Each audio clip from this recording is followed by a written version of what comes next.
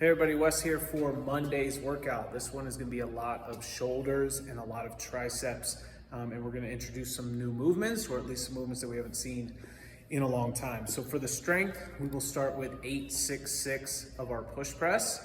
So we're building off that 3 sets of 8 that we did last week. And then to pair that with another shoulder movement, we're going to be doing the top of ring hold, where we're holding those rings out at the top in the lockout position, or we'll have some options to show that against the box. But first, with our push press, because we're also going to see the push press in the workout, we want to focus today on starting position.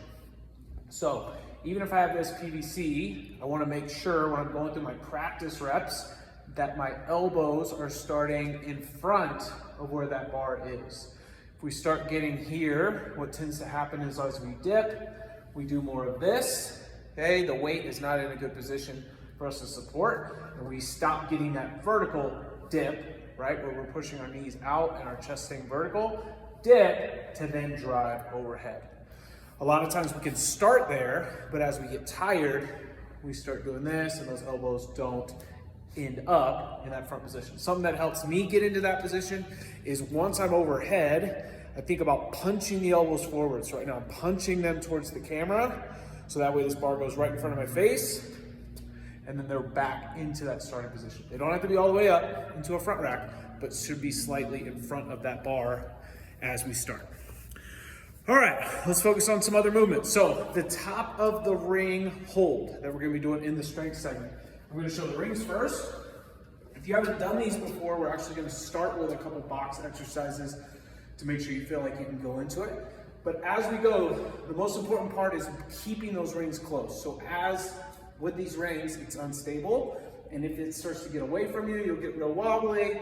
And we don't want to put any extra stress on the shoulder that we don't need to. So if you've done it before, we're up at the top. And we're thinking about squeezing those rings in. You can even turn your hands out just a little bit to help stabilize and keep everything close.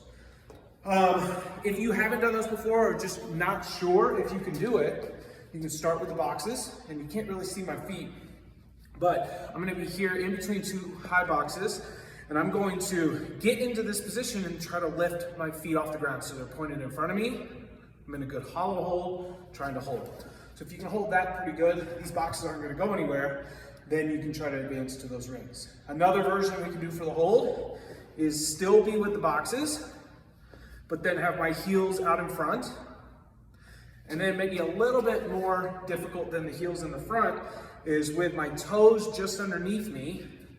I kind of try to float them, and I can pick them up a little bit so that my upper body is doing the holding, but then bring them back down to the floor as needed. So that'll be the hold that we're doing, and that is going to affect a little bit as we're building in strength for the push press.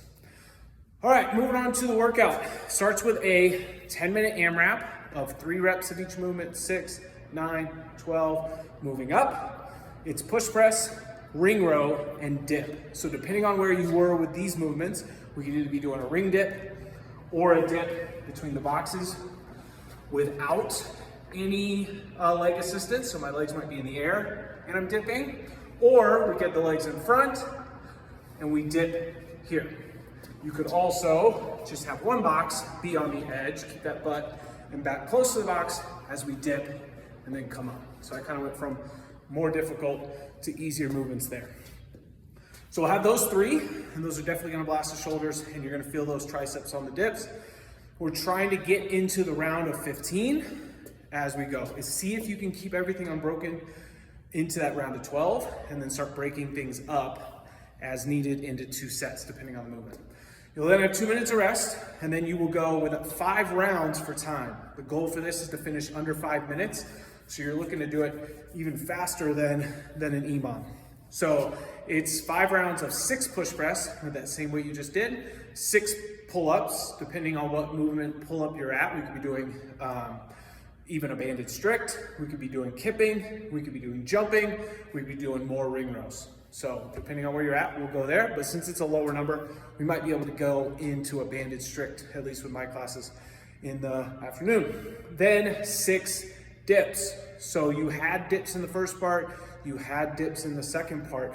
If those dip movements are starting to fall apart, we might need to go, whether we were on the rings to start and then went to a box, or we went to a box, we might need to adjust that and make it a little bit easier, because we have not seen this volume of dips at all, at least since I've been here. So, like I said, getting into that round of 15 is your goal on that AMRAP, and then finishing under 5 on that 5 rounds, 5 minutes on that 5 rounds for this. So you guys have fun. Dips are gonna be fun. It's gonna be a new movement, but try it out and make sure your shoulders are ready.